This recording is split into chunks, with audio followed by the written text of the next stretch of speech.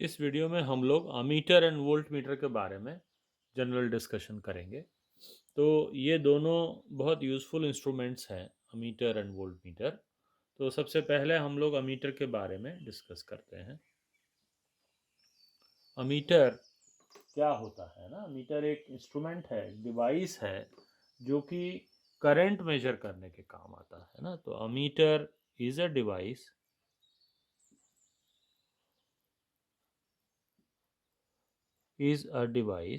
which is used to measure current through a circuit element।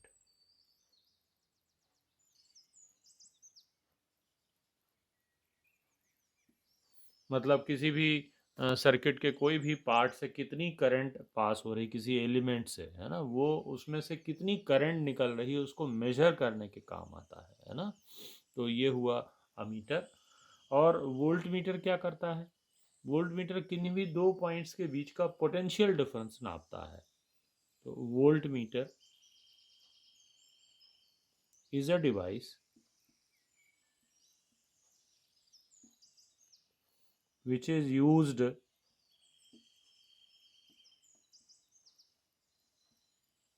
to measure potential difference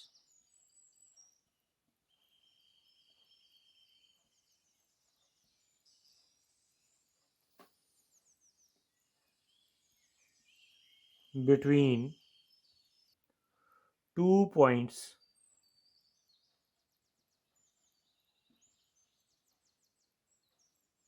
in a circuit। तो ammeter का काम है current को नापना और वोल्ट मीटर का काम है पोटेंशियल डिफरेंस को नापना। डेफिनेटली अमीटर जो जिसमें नापेगा वो यूनिट होगी एम्पियर्स, और पोटेंशियल डिफरेंस जिसमें नापेगा ये वोल्ट मीटर उसकी यूनिट होगी वोल्ट्स, है ना। तो इसको इस तरह के सिंबल से दिखाया जाता है, ए के सिंबल से। और जो वोल्ट मीटर है उसको इस तरह के सिंबल से दिखाते हैं हम लोग। इसमें हम लोग अमीटर एंड वोल्ट मीटर के कनेक्शन एक्सप्लेनेशन को डिस्कस करेंगे। इसका मतलब है कि अमीटर को और वोल्ट मीटर को सर्किट में कैसा जोड़ा जाता है कि जैसे वो प्रॉपर हमको डिज़ायर्ड रीडिंग्स दे सकें। इसके लिए मैंने यहाँ पे एक सर्किट डायग्राम बनाया हुआ है। ये किसी भी सर्किट डायग्राम में हम यूज़ कर सकते हैं। जैसे यहाँ पे एक सर्किट डायग्राम है जिसमें हमने दो बैटरीज लगाई हैं, सेल E1 और E2, और तीन रजिस्टेंसेस लगे हुए हैं R1, R2 और R3। अगर हम इस रेजिस्टेंस एलिमेंट से करंट और इसके एंड्स पे पोटेंशियल डिफरेंस निकालना चाह रहे हैं, मतलब हम उसको लेबल कर देते हैं PQ। तो हमको PQ से जाने वाली करंट निकालनी है। तो हम उसमें यहाँ पे एक डिस्कनेक्शन करेंगे और इस रेजिस्टेंस के सीरीज में हमको अमीटर लगाना पड़ेगा। तो वो इस करंट एलिमेंट से जाने वाली करंट को बताएगा। और इसके एंड्स पे पोटेंशियल डिफरेंस निकालने के लिए इसके पैरेलल में हमको वोल्ट मीटर लगाना पड़ेगा।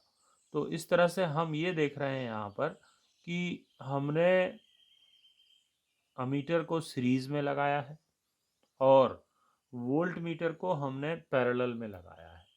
तो इसमें यही इम्पोर्टेंट पॉइंट है कि अमीटर को जिस भी एलिमेंट में करंट नापना हो उसके सीरीज में लगाते हैं, और वोल्ट मीटर को उन पॉइंट्स के जिस पे पोटेंशियल डिफरेंस नापना है उसके पैरेलल में लगाते हैं, है ना। So ammeter is always connected in series, हमको ये याद रखना है। और volt meter is always connected in parallel, है ना। इस तरह से इसको हम याद रख सकते हैं। अब हम अमीटर एंड वोल्ट मीटर के बीच में एक कंपैरिजन करेंगे। दोनों को, इसको कंपैरिजन को करने के लिए हम लोग एक टेबल ड्रॉ कर लेते हैं। इस तरह से मान लीजिए हमने यहाँ पे लिख दिया अमीटर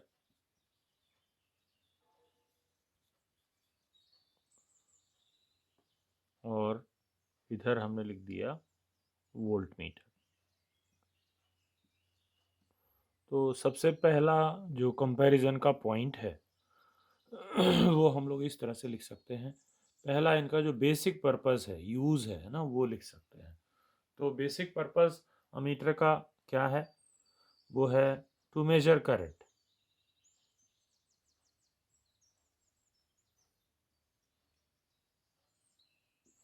और वोल्ट मीटर किसके लिए यूज़ करना है?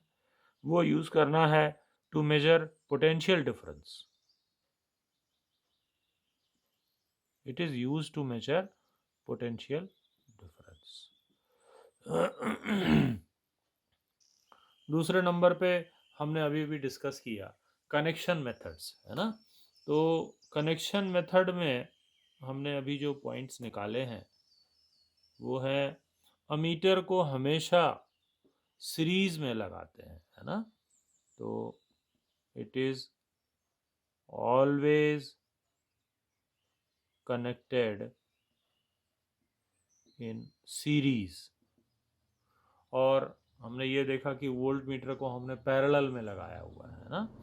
तो सेम चीज़ यहाँ पे लिख सकते हैं, it is always connected in parallel. Third number पे अब इसके कनेक्शन मेथड से एक और इम्पॉर्टेंट ऑब्जर्वेशन निकलता है, वो ये है कि जैसे ही हमने अमीटर को यहाँ सीरीज में लगाया तो वो इसकी करंट को डिस्टर्ब करेगा, इस एलिमेंट से जाने वाली। तो अमीटर लगाने के बाद यहाँ से करंट वेरिएशन नहीं होना चाहिए, मतलब अमीटर का खुद का रेजिस्टेंस ज़ीरो होना चाहिए, है ना। क्योंकि जैसे ही अगर हम ज़्यादा रेजिस्टेंस लगाएंगे तो यहाँ से करंट नहीं फ्लो होगी, ये डिस्टर्ब हो जाएगी। तो फॉर आइडियल अमीटर उसका रेजिस्टेंस कैसा होना चाहिए? ज़ीरो। और इसके जस्ट उल्टा, क्योंकि हमने यहाँ पे पैरेलल में वोल्ट मीटर को लगाया है तो यहाँ से पैरेलल में लगाने से यहाँ से करंट फ्लो होना चाहेगी, और वो करंट को फ्लो ना होने देने के लिए इसका रेजिस्टेंस बहुत ज़्यादा होना चाहिए, है ना। तो बहुत ज़्यादा मतलब आइडियल केस में ये इसका जो रेजिस्टेंस है वो इनफाइनाइट होना चाहिए, ठीक है।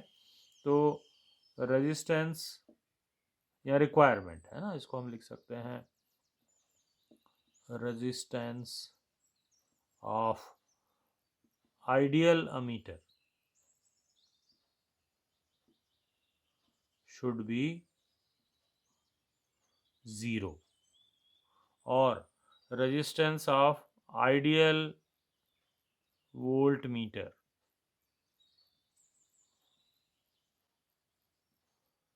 should be infinite और very high, है ना।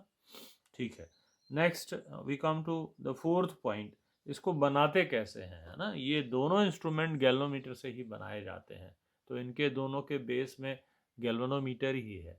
तो अमीटर बनाने के लिए हमने क्या किया था, अपन इसमें इस तरह से इसको लिख सकते हैं, कंस्ट्रक्शन कैसे बनते हैं ये, ठीक है।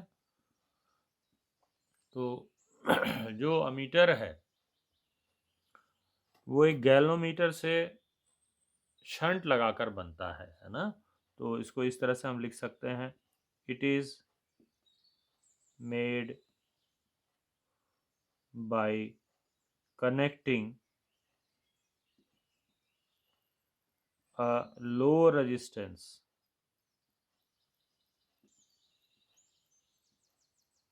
in parallel to galvanometer।